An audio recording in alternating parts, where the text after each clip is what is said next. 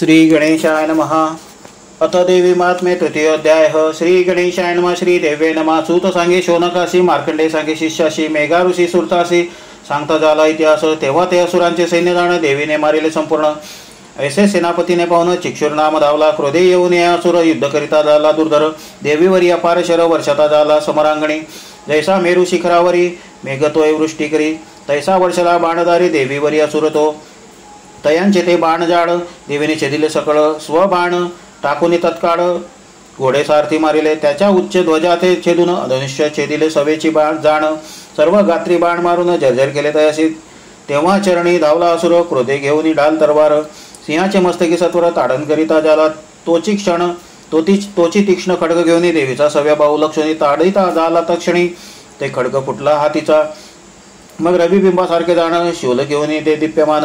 परम क्रोधयुक्त होऊन देवीवरी टाकले। देवीनेही शूल सोडिले, त्याही असुर शूल खंडिले आणि शतदा छिन्न छिन्न केले शरीर तया दैत्यांचे। ऐसा चिक्षुर पडिली अरणी। मग चामर गजारूढ होनी क्रोधे धावला तय क्षणी शक्ती सोडित देवीवरी।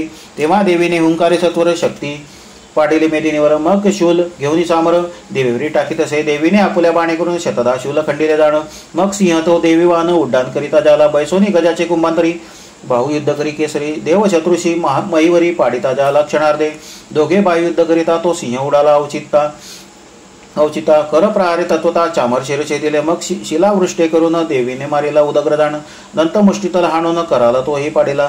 देवीने होऊन क्रोधायमान बाष्कल मारिला गदे करून। भिंदीपाला बाण सोडून ताम्र अंधक मारिले।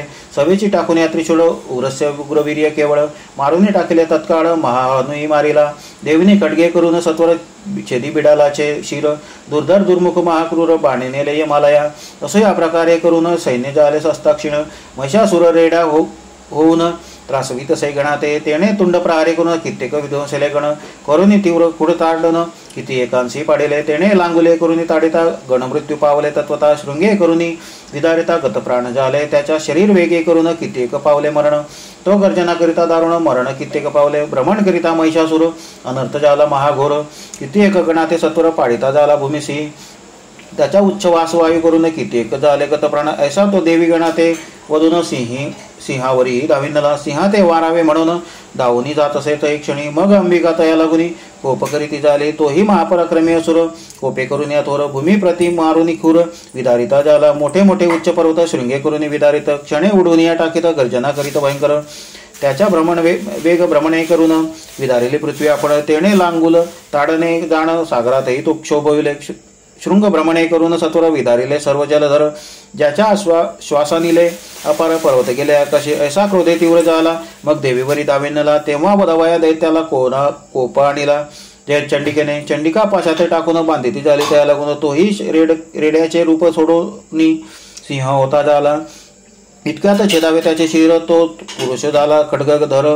देवीने तो लक्ष्मी सत्वर बाण हाती घेतला।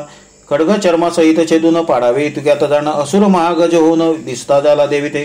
असुर शुंडदंडे करून सिंहाशी आकर्षिता त्या क्षणी। जगदंबा खड्गाते टाकून शुंडदुंड छेदित। इतक्यामध्ये तो असुर रेडा झाला सत्वर। पुनः त्रैलोक्य चराचर क्षोभविता झाला। त्यानंतर क्रोध पाहून जगन्माता करी मधुपान। दिसत असे अरुणलोचन हसती होय क्षणक्षणा। तेव्हा गर्जना करुणी असुर बलवीर्य मदोन्मत निष्ठुर। शृंगे करुणी पर्वत थोर देवीवरी टाकीत असे। देवीने सोडून तीव्र बाण पर्वत थोर टाकले फोडून। मग त्या असुरा लागे वचन देवी बोलती झाली। मुडा क्षण मात्रा गर्ज गर्ज मी जोवरी मधुप्राशी सहज। तुझ मारिता अदितीज गर्जतील सर्व ही। मेघा म्हणे असुरासे ऐसे देवी वधुनी त्यासी। मग उड्डाण करून वेगेसी असुरावरी बैसली। त्याच्या कंठाचे ठाई जाण पादे केले आक्रमण। शुडे करुनी ताडण त्याते करीती झाली। ऐशिया परितो निशाचर देवीने पदे आक्रमिता सत्वर। निज मुखापासून बाहेर अर्धा निघता झाला। अर्धा निघाला असता जाण युद्ध करी असुरापण। देवीने पराक्रमे करून मोहे व्यापिले तयासी। नंतर खड्ग घेऊन सत्वर तत्काळ छेदिले असुरशिर। महिषासुर तो पृथ्वीवर पडता झाला ते काळी।